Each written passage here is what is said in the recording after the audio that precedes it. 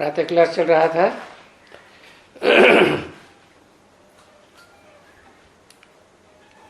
25/8/67 शुक्रवार को दूसरे पेज के पहले तीसरी लाइन चौथी लाइन में बात चल रही थी।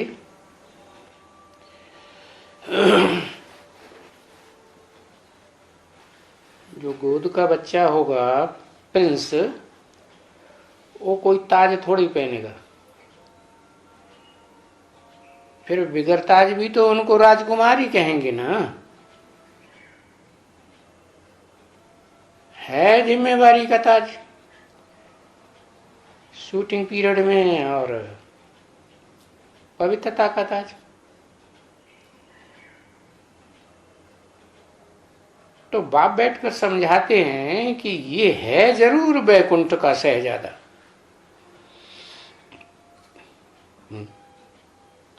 बैकुंठ का शहजादा है या स्वर्ग का शहजादा है?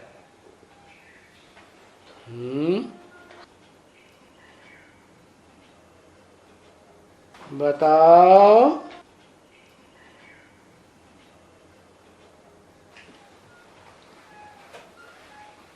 स्वर्ग का शहजादा है।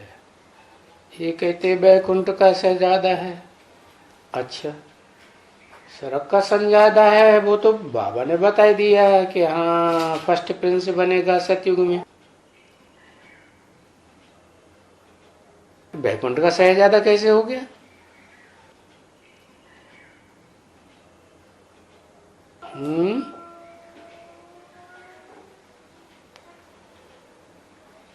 बैकुंठ में शहजादा कैसे बन गया? और बाबा ने कहा है जरूर ये शहजादा बैकुंठ का।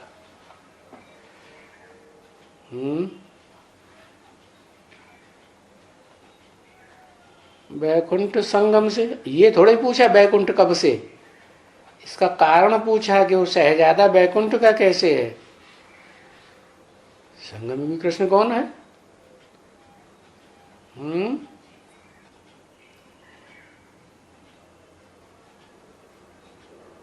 संगम में कृष्ण ही बैकुंठ का महाराजा है।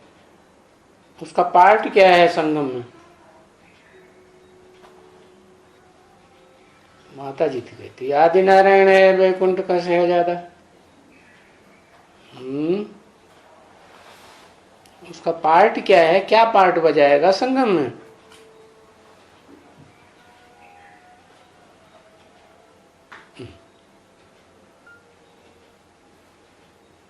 निराकारी पार्ट बजाएगा। उसका निराकारी है साकारी कैसे पता चलेगा?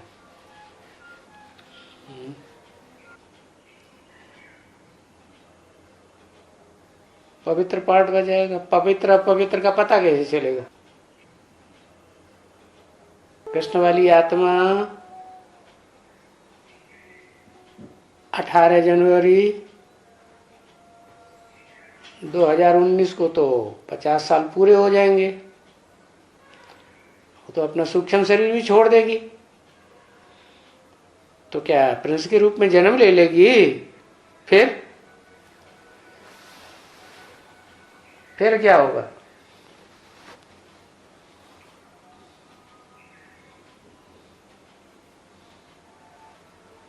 बाप समान बन जाएगी।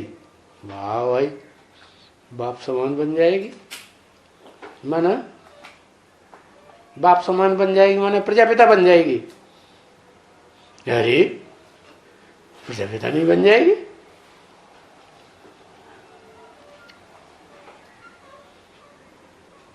प्रत्यक्षता होगी। कैसे प्रत्यक्षता होगी? वो तो बिंदी बन गई।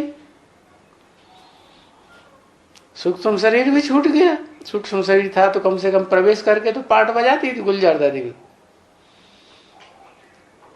वो भी छूट गया।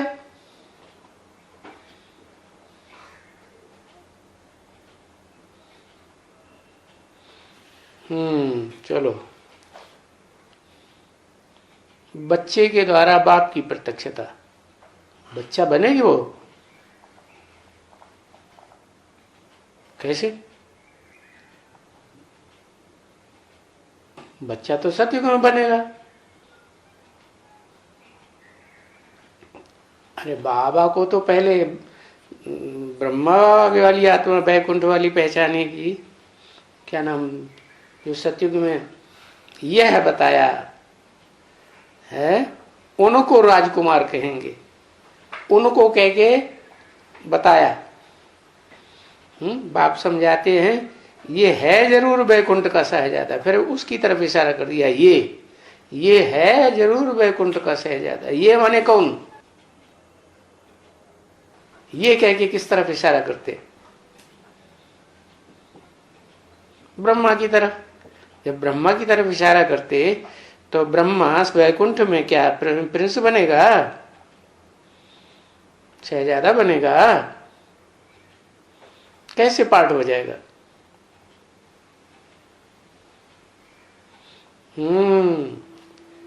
वो प्रजापिता वाली आत्मा में प्रवेश करके पार्ट बजाएगा ना, जिसे शंकर कहते हैं। शंकर का पार्ट पूरा हो गया, पुरुषार्थ का। वो बाप है और ब्रह्मा की सोल बच्चा है। तो बाप और बच्चे दोनों की प्रत्यक्षता रूपी जन्म जब इकट्ठा हो गया तो ब्रह्मा की सोल उसमें प्रवेश कर जाएगी। किसमें? प्रजापिता में। तो बताया उसमें प्रवेश करके बैकुंठ का शहजादा है, बैकुंठ का शहजादा कहेंगे, परंतु इनको बेचारे को कोई जानते नहीं है। क्यों नहीं जानते? क्योंकि बाहर से तो कुछ दिखाई नहीं पड़ता। वो आत्मा के बारे में बाहर से कुछ दिखाई पड़ता है नहीं। पार्ट बजाएगी, वो भी धर्मराज का पार्ट बजाएगी, दाढ़ी मुंह चबा लेगा, मारा मार 12 मार 12 मार। वो कैसे पहचानेगा कोई ये प्रिंस है? पहचानेगा नहीं, कोई नहीं जानते हैं। पूजा तो करते हैं,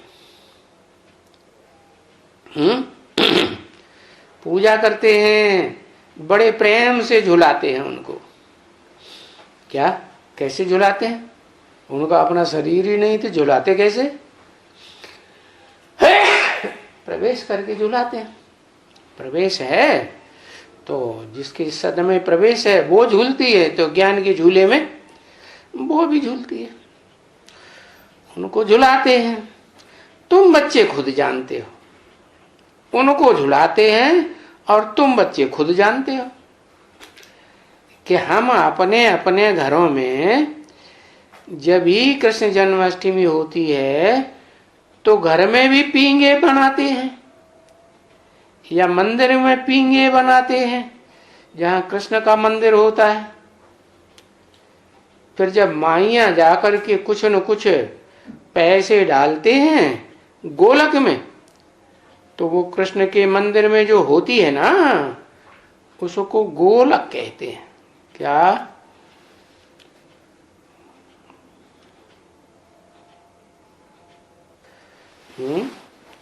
गोलक में क्या डाला जाता है? जो भी पैसा मिलता है वो डाला जाता है। तो वो गोलक कौन सी हुई? कृष्ण के मंदिर में जो गोलक होती है ना, माइया जो कुछ भी पैसे ऐसे डालती हैं तो कहाँ डाला जाता है? गोलक में। गोलक क्या? वो ही पींगे बनाती हैं और फिर वो डाले जाते हैं। तो जो डाले जाते हैं गोलक में, वो गोलक कौन हुई?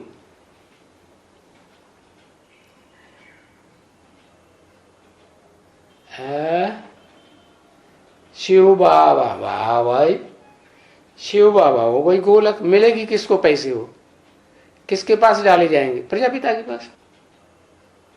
तो उसको गोलक कहते हैं। गोलक क्यों कहते हैं? तो गौ माने गौ, लक माने भाग्यशाली। कौन हुई? ऐसी गौ कौन सी है जो बहुत भाग्यशाली हो गई?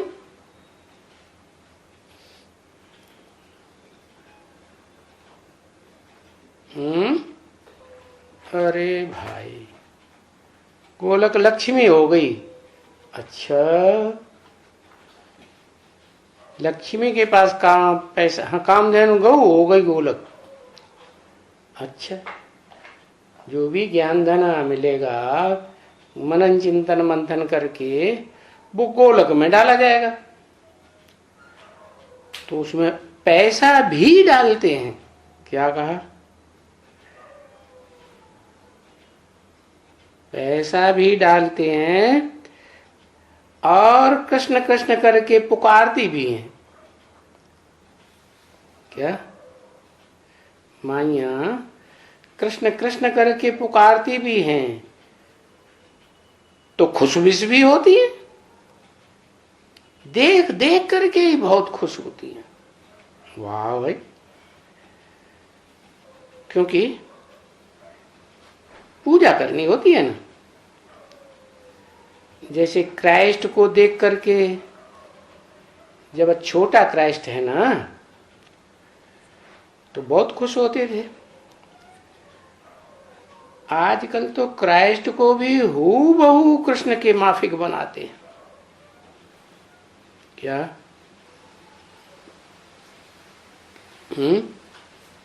ये बताने की क्या जरूरत?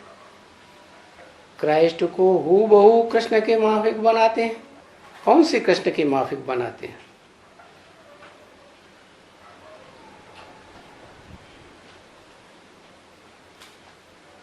संगम युगी कृष्ण के। क्रिश्चियन जानते हैं संगम युग को? तो ऋषि मुनियों ने तक नहीं जाना।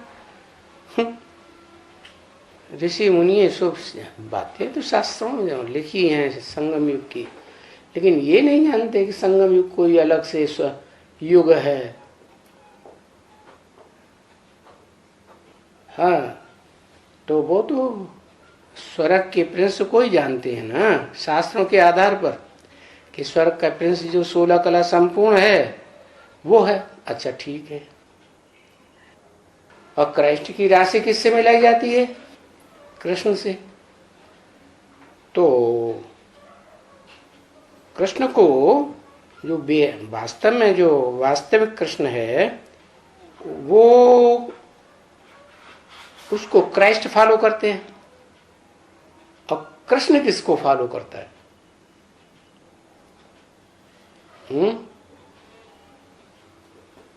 जो हूबहू वैसा ही बना देते हैं जैसा संगम में था। संगम में जिसमें प्रवेश किया वैसा था ना, तो जिसका शरीर है वो देखा जाता है, वो पहचाना जाता है। जिनका शरीर ही नहीं है तो पहचानते नहीं। लेकिन भक्ति मार्ग में जो भी कथा कहानियां शास्त्रों में लिखी हुई हैं वो कहाँ की यादगार है? कहाँ की? संगम युग की यादगार। तो उनको भी ताजबाज दे करके, ताज क्या? जिम्मेवारी का ताज दे देते हैं कि भाई संभालो विश्व की बादशाही। माँ के ऐसे गोद में दे देते हैं जैसे कृष्ण की माँ गोद में, यशोदा की गोद में दिखलाते हैं ना। कृष्ण की माँ कौन दिखाते हैं? यशोदा। देवकी को तो दिखाते नहीं, वो तो जेल में पड़ी हुई है, बंधन में है कि नहीं? बंधन में है। यशोदा की गोद में दिखाते हैं। चित्रों में ऐसा दिया हुआ है। अरे चित्रों में दिया हुआ है तो असलियत क्या है? अरे चित्र जो बने हैं वो चरित्र की यादगार नहीं है, है ना? चरित्र की यादगार। क्या चरित्र है? यशोदा का क्या चरित्र है? और लक्ष्मी का क्या चरित्र है? और वो क्या नाम, क्या इसका, काशी माँ का क्या चरित्र है?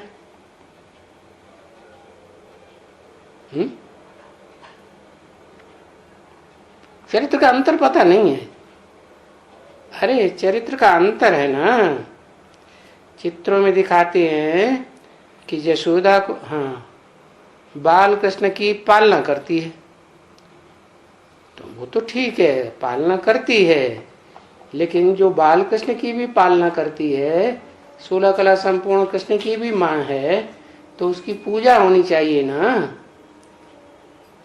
पूजा दिखाते हैं? नहीं दिखाते।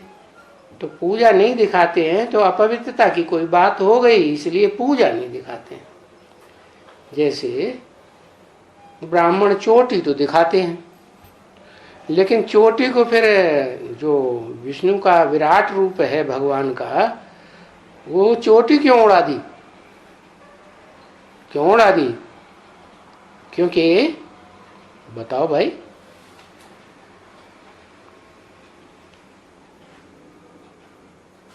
मस्तक को कहते हैं देवता समान अपवित्रता के कारण।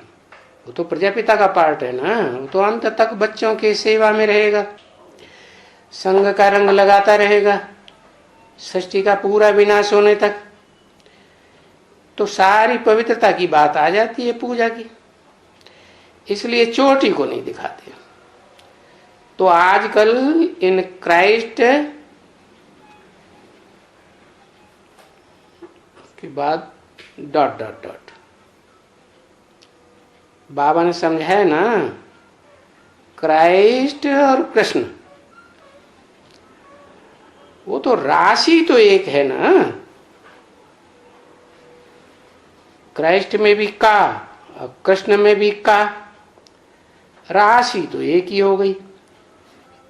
तो वो लोग कॉपी करते हैं। कौन लोग? क्रिश्चियन लोग। क्रिश्चियन लोगों ने कॉपी किया कृष्ण से। कौन से कृष्ण को कॉपी किया? सतयुग के कृष्ण को, क्योंकि सतयुग के कृष्ण को ही ऋषि मुनियों ने जान लिया कि सतयुग का कृष्ण जो है वहीं तक बुद्धि उनकी पहुंची। लेकिन वास्तव में जाने अनजाने में उन्होंने जो कुछ भी शास्त्रों में लिखा है वो कहाँ की बातें लिखी है? संगम युग की लिखी हैं। तो वो लोग कॉपी करते हैं, जैसे कि कह के छोड़ दिया। जैसे कि, अरे कॉपी करती है तो किस, जैसे कि क्यों कहा?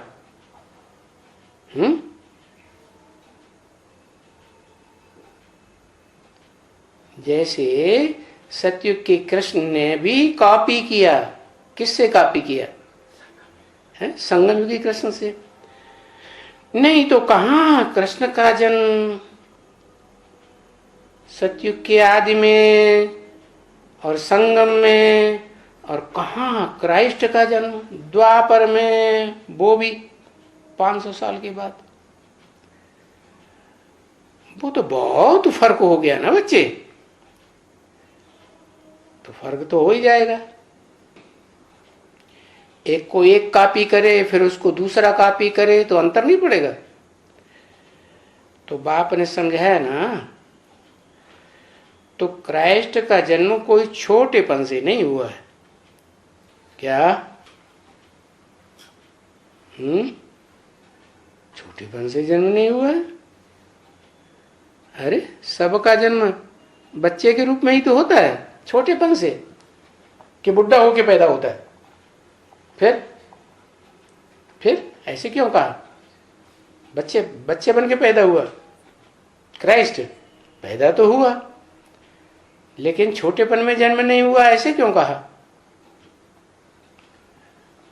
हाँ, क्योंकि ऊपर से आने वाली सोल क्राइस्ट की प्रवेश करती है।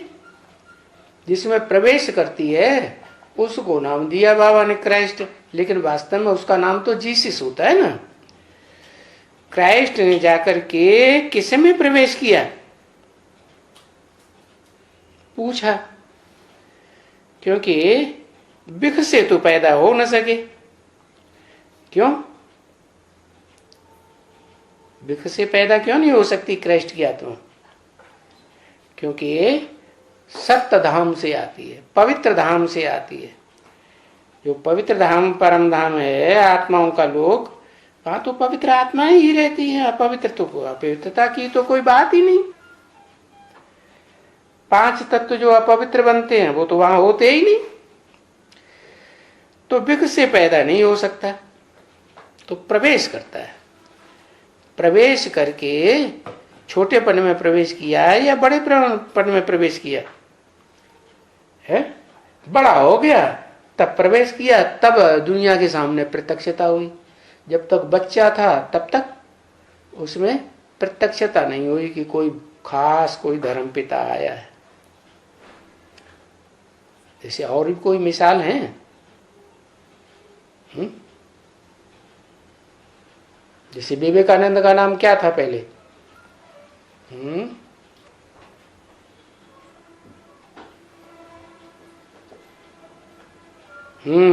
नरेंद्र था। तो नरेंद्र पहले नाम था विवेकानंद का। फिर बाद में जब सोल ने प्रवेश किया तो नाम बदल गया, विवेकानंद हो गया।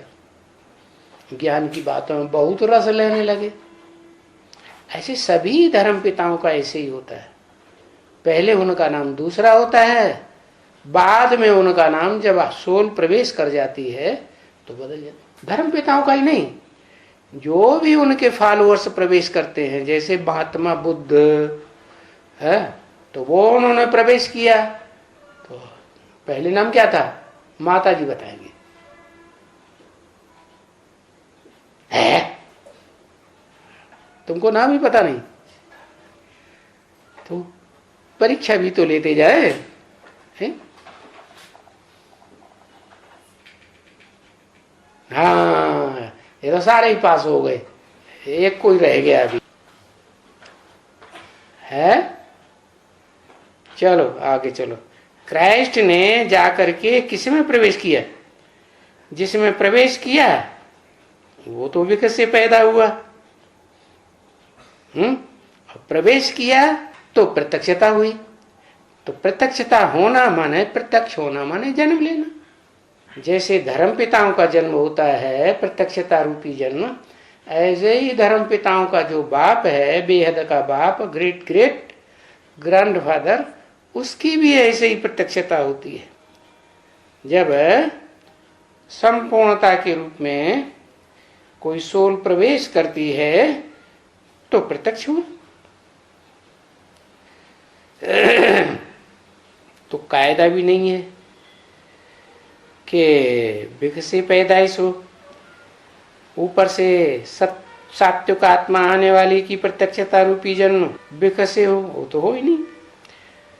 जो धर्म स्थापन करने आए वो पवित्र आत्मा आए ना, तो उनको अभी आगे कल भी छोटा बच्चा नहीं दिखाते थे, अभी छोटा बच्चा दिखलाते हैं। किसको? क्राइस्ट को है। आगे नहीं दिखलाते थे छोटा बच्चा, बड़े के रूप में दिखलाते थे। अरे अभी छोटा क्यों दिखलाने लगे?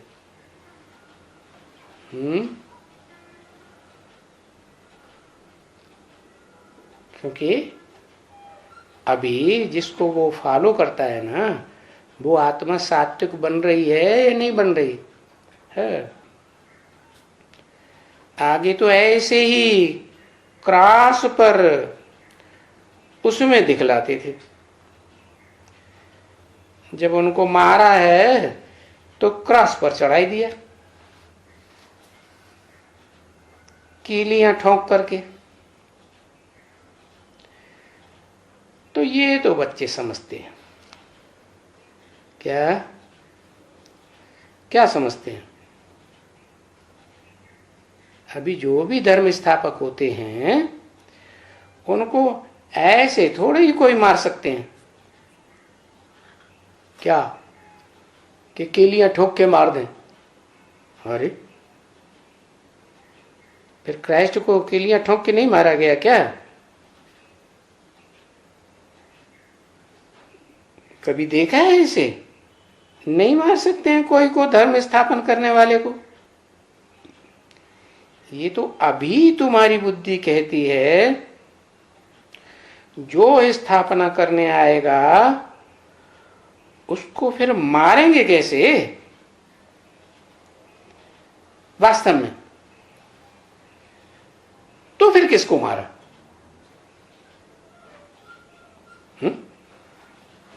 बताओ माता जी। हाँ, जीसस को मारा। हाँ, जीसस जिसका शरीर था ना, उसको मारा, आधार मूर्त आत्मा को। वो आधार मूर्त आत्मा वो ही होती है जो द्वापर युग में ऋषि मुनि थे और सतयुग त्रेता में नारायण बने थे। क्या यही सप्तऋषि हैं जिनको गीता में विभूतियों के रूप में दिखाया गया है। विभूति माने विशेष, वि माने विशेष, भूति माने ऐश्वर्यशाली। बड़े बड़े राजाएं हैं ना, तो जिसमें प्रवेश किया उनको दुख दिया। माना क्राइस्ट की आत्मा ने आकर के प्रवेश किया जीसस में और उनको दुख दिया, कीलियां ठोक करके। यहां तो बाप ने समझाया ना, बच्ची जो पहले आते हैं सतो प्रधान में, उनको आने से ही उनको इतनी सजा। क्या जो सतो प्रधान में पहले आते हैं उनको आने से ही इतनी सजा। ये कौन सा कर्म है जिसके कारण उनको सजा मिली इतनी?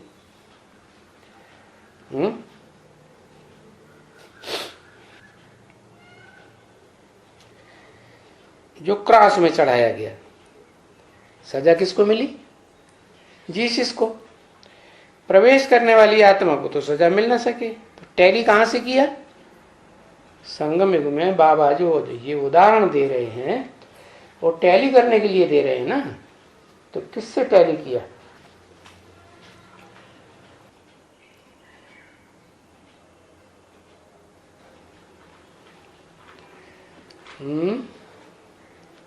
हाँ, भगवान को जितना रुलाया है उतना और किसी को तो दुनिया वालों ने रुलाया, प्रवेश करने वाली आत्मा ने थोड़े ही रुलाया है। ये तो प्रत्यक्षता के समय की बात है ना, कि जो भी बच्चे पैदा होते हैं दुनिया में भी, द्वापर कलयुग में खास, क्योंकि नरक की दुनिया है, नरक की दुनिया में ही बाप प्रत्यक्ष होते हैं, तो हंसते हंसते पैदा होते हैं कि रोते रोते पैदा होते हैं। जब जन्म होता है ना, बच्चा जेल से बाहर आता है, तो दिखाया उनको सजा इतनी मिली जो क्रॉस पर चढ़ाया गया। क्राइस्ट के लिए कहा जाता है ना, तो मनुष्य को इस बात की समझ नहीं है कि क्राइस्ट को सजा मिली या जिसमें प्रवेश किया उसको सजा मिली। तो किसको सजा मिली? जिसने प्रवेश किया उसको, जिसमें प्रवेश किया गया उसको सजा मिली।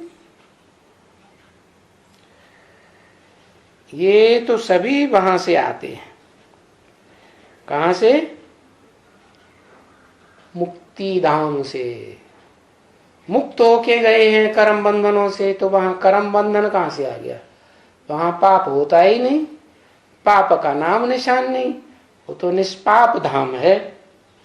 क्या परम धाम कैसा धाम है? निष्पाप धाम क्यों कहा है? धाम इसलिए कहा कि वो रहने का घर है ना। किसके रहने का घर है? बाप और बच्चों के रहने का घर है, सभी आत्माओं के रहने का घर है। तो वहां आत्माओं का भी जो बाप है वो तो रहता ही है। जो भी बाप होते हैं ऑफिस में काम करने जाएंगे या खेत में काम करने जाएंगे,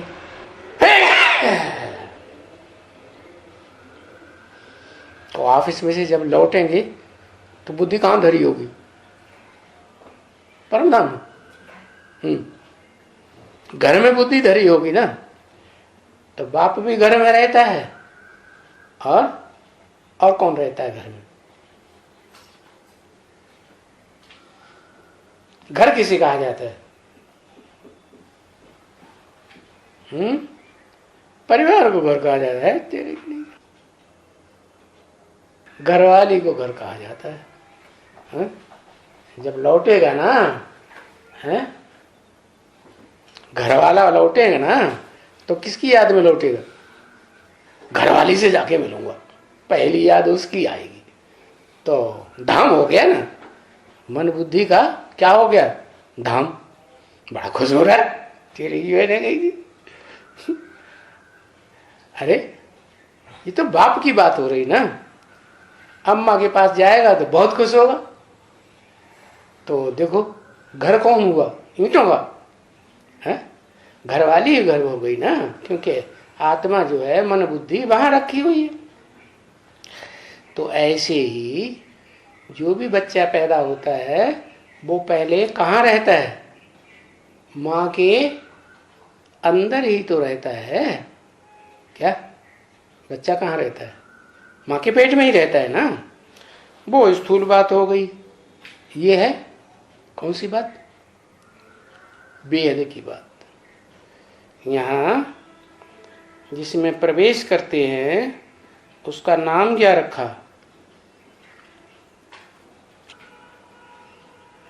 ब्रह्म। छोटा मोटा ब्रह्म नहीं, परम ब्रह्म, सब ब्रह्मा नामधारियों से परे। तो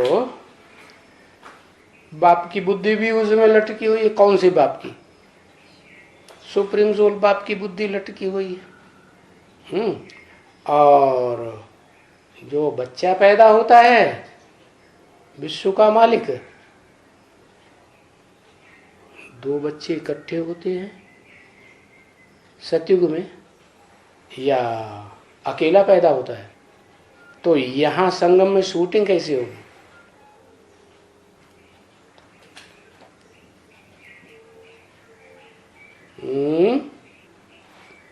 हाँ, यहाँ संगम में भी जो पैदाइश है वो पहले लक्ष्मी, वो नारायण की, फिर लक्ष्मी की पैदाइश होती है। तो पहले प्रत्यक्षता नारायण की होगी, और नारायण की प्रत्यक्षता को सबसे पहले रिसीव कौन करेगी?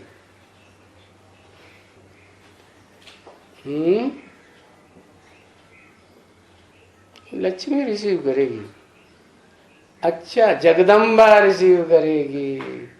अरे जगत पिता की अम्बा कौन है? घरवाली कौन है? जगदम्बा है ना, क्योंकि जगदम्बा स्वर्ग में भी है, क्योंकि रुद्रमाला का मणका है। जगदम्बा बैकुंठ में भी है, क्योंकि रुद्रमाला का मणका है। और जगदम्बा नरक की दुनिया में भी बड़ा भारी काम करती है। सारा जगत उसी जगदम्बा में समाया हुआ है। जगदम्बा माने धरणी। क्या? एक धरणी तत्व ही ऐसा है जिसमें पांचों तत्व समाये हुए हैं। नहीं समझ में आ रहा? हाँ, पृथ्वी तो है ही, जल भी है, वायु भी है, आग भी भरी हुई है पृथ्वी के अंदर, बहुत ज्यादा भयंकर आग भरी हुई है।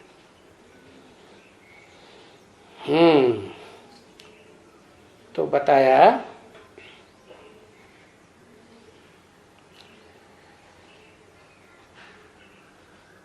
मनुष्यों की ये बात समझ में नहीं आती है कि क्रॉस पर किसको चढ़ाया गया? देहधारी को चढ़ाया गया। क्यों? क्यों चढ़ाया गया? ये तो सभी वहां से आते हैं, धर्म पिताएं परम धाम से, तो उनको कैसे चढ़ाया जाएगा? वो तो पवित्र आत्माएं हैं। फिर भी जिसमें प्रवेश किया है वो अनेक जन्म लेती हुई यह पवित्र आत्माएं तामसी की ओर, तामस की ओर जाती है। तो उनकी कर्मातीत अवस्था देर में बनेगी। क्या? किसकी? किसकी? और वो कर्मातीत होकर के आई है ऊपर वाली।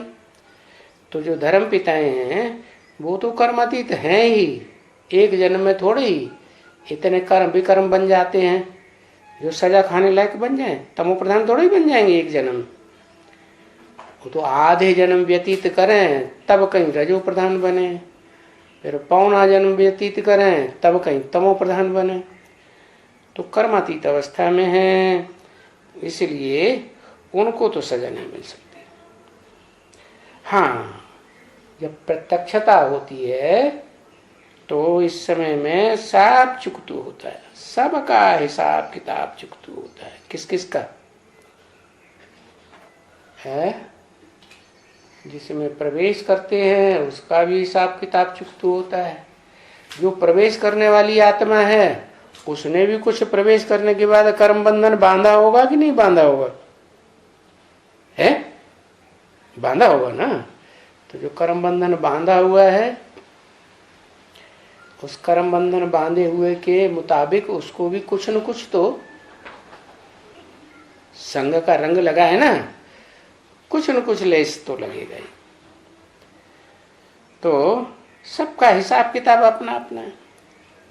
हाँ, बाप आकर के सब पतितों को पावन बनाते हैं। क्या सब पतितों को माने?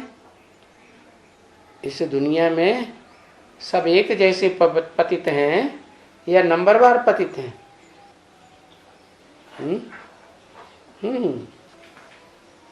सब नंबरवार पतित हैं। तो पतित आकर के पावन किसको बनाते हैं? पहले है जिसमें प्रवेश करते हैं उसको पहले पावन बनाते हैं, फिर उसके बाद कुछ गोल गोल नहीं समझ में आता।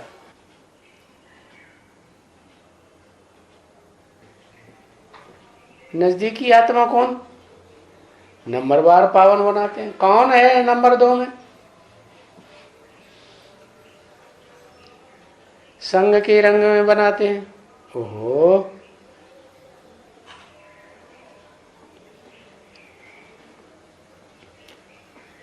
सब पतितों को पावन बनाते हैं। जगदम्बा पहले पतित है। जगदम्बा तो लास्ट नंबर है रुद्रमाला का, लेकिन नजदीक बहुत है। किसके है? फूल के, शिव बाप के, जो सदा हल्का रहता है, कभी भारी होता ही नहीं। उसे कर्म बंधन ही नहीं है तो भारी कहां से होगा? तो ज्यादा नजदीक होने के कारण उसी की पहले सदगति होगी ना। है तो अम्मा की सदगति नहीं कर पाएगा पप्पा, तो फिर और बच्चों की कहाँ सदगति करेगा? करेगा? तो पहले पहले किसकी सदगति होती है? अम्मा की। और फिर बच्चों का नंबर लगता है। तो बच्चों में कौन कौन है?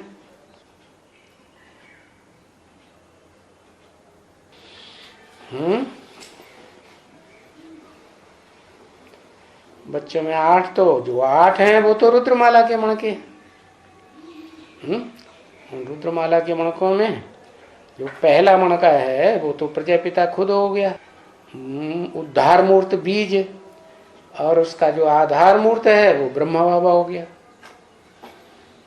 तो हिसाब है पतितों को पावन बनाने का, क्योंकि पावन बनने के बगैर तो मुक्ति धाम में भी कोई जा नहीं सकते। जाए भी तो ठहर नहीं सकेंगे। अभी मुक्ति धाम से कर्मातीत अवस्था से आकर के और कोई दुख थोड़े ही भोग सकते हैं,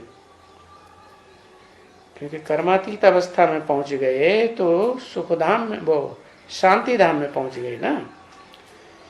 मुक्ति धाम में पहुंच गए तो वहां दुख की कोई बात ही नहीं। दुख तो फिर भी आत्मा भोगती है ना बच्चे। कहाँ भोगती है? शरीर है तो आत्मा ये मुझे दुख होता है। क्या शरीर है तो आत्मा को दुख होता है? देहभान है तो आत्मा को दुख होता है। देहभान खत्म तो आत्मा का दुख खत्म। अच्छा, आत्मा कहती है मुझे दुख होता है, अच्छा, आत्मा के बगैर शरीर को मारो तो दुख होगा? है तो मुर्दा हो गया है? तो प्रकृति के दो रूप बताए, एक निर्जीव और एक जीव। इसकी बुद्धि में निर्जीवता है, माने चैतन्यता है ही नहीं। किसकी याद है? चैतन्य को याद करती है या जड़ को याद करती है?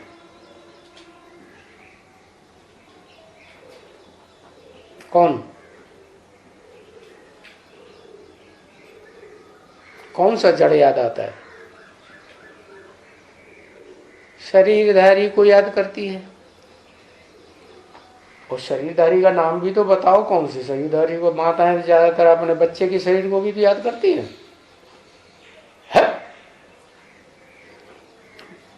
हाँ, प्रजापिता वाली आत्मा को जिसमें शिव प्रवेश है, वो शिव नहीं याद आता, चैतन्य। क्या याद आता? पत्थर याद आता, जो है ही पत्थर बुद्धि। तो पत्थर बुद्धि हुई ना, जिसका संग करेगी वैसा ही रंग लगेगा। तो मुर्दे को मारो तो क्या चोट लगेगी? मुर्दे को तो कोई चोट नहीं, उसको तो सजा देना न सजा देना बराबर। तो शरीर को कुछ सजा लगती है तो शरीर को सजा भासती है तो बोलता है, डंडा लगता है, चमाट लगती है ना, सड़ों का लगता है। क्या पहले सोटियां होती थी राजाओं के पास, सोटा धार से मारा तो बड़ा दर्द होता। तो मुर्दा होगा तो कुछ भी नहीं बोलेगा, हिलेगा भी नहीं, बोलेगा भी नहीं, आंख खोल के लाल लाल आंखों से देखेगा भी नहीं, और बेभान होगा, जिंदा होगा, चैतन्यता होगी तो देखेगा, दुख होगा, बोल सके। मुर्दा तो नहीं बोलेगा ना, नहीं, आत्मा है तो बोलती है। तो जरूर दुख आत्मा को होता है, और कहते हैं मुझे दुख होता है, मुझे दर्द है। तो ये किसने कहा? किसने कहा? मुर्दे ने कहा या आत्मा ने कहा? आत्मा ने कहा। तो कोई है ना उसमें रहने वाला, घर में, शरीर रूपी घर में, उसने कहा कि मुझे दुख होता है। तो इससे सिद्ध होता है कि अगर परमात्मा अंदर आए तो परमात्मा थोड़े ही कहेंगे कि मुझे दुख होता है। परमात्मा कहेंगे मुझे दुख होता है? नहीं, ये भी नहीं कह सकते। कौन? अगर कोई कहे सब में परमात्मा विराजमान है, तो परमात्मा कैसे दुख भोगेगा? जिसको आत्माएं पुकारती आती हैं कि हे परमपिता परमात्मा, आकर के हमारा दुख हरो, तो आत्मा पुकारती है ना, कि परमात्मा पुकारता है कि परमपिता पुकारता है? नहीं, परमपिता तो नहीं पुकारेगा, क्योंकि वो तो है ही सर्वशक्तिवान। और परमात्मा, परमात्मा क्यों नहीं पुकारेगा? क्यों नहीं पुकारेगा? क्योंकि जो परम आत्मा है वो भी तो परम पार्टधारी है। परमात्मा में भी तो बाप समान बनने की शक्ति आती है ना, तो पुकारने की बात ही नहीं। थोड़े ही कहेंगे कि हमारा दुख हरो। तो आत्मा अपने बाप को पुकारती है।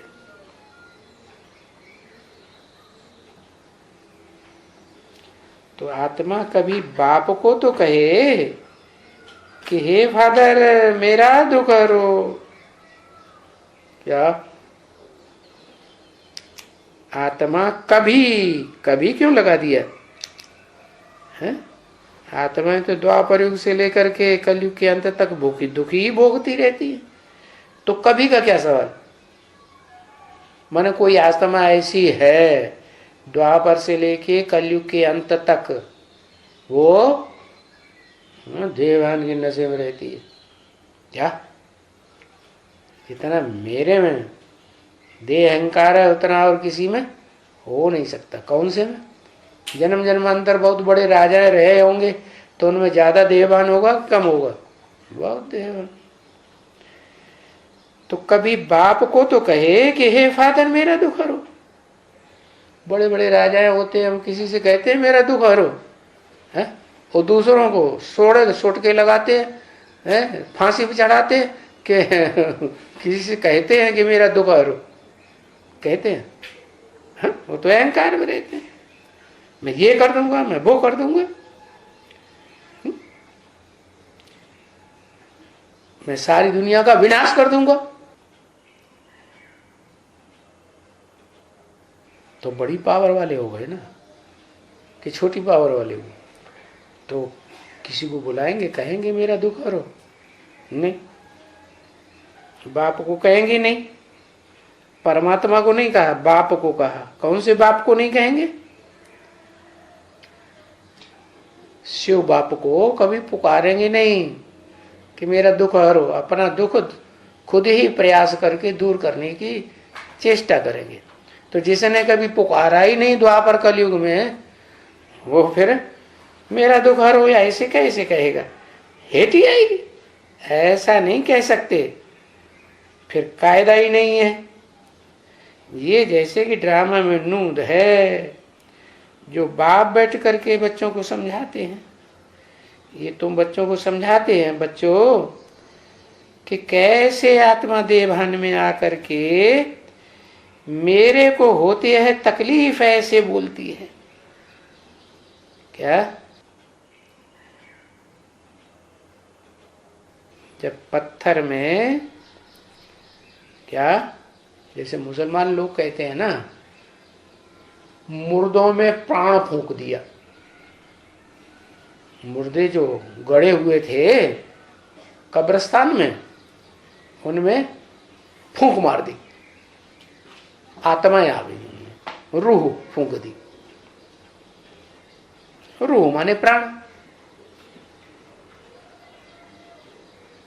कयामत के समय में तो जब प्राण होगा तभी तो चिल्लाएगा कि मेरा दुख हरो।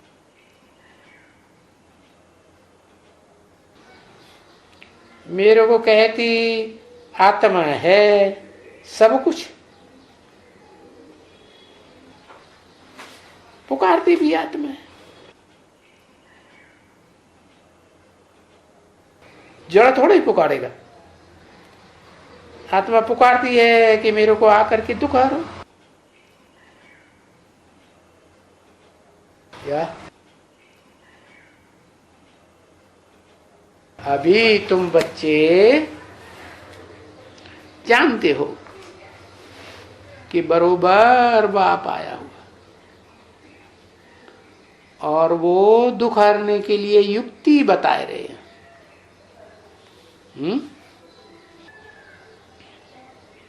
और तुम जानते हो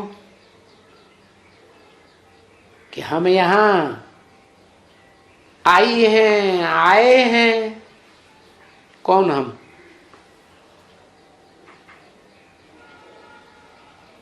है? कौन हम आए हैं? ऐसे तो बोलते नहीं बाबा कभी दोनों को। किसके लिए बोला? हम यहाँ आए हैं।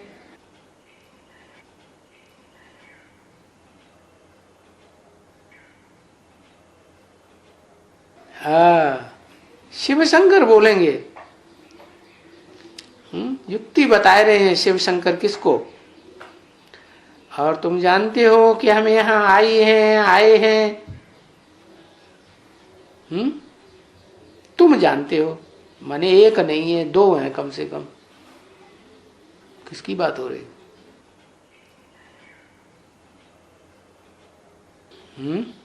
लक्ष्मी नारायण की बात हो रही है कि हम यहाँ आए हैं एवर प्योर बनने के लिए। यानी कौन आए हैं? आत्मा आई है। समझा ना? ओम शांति।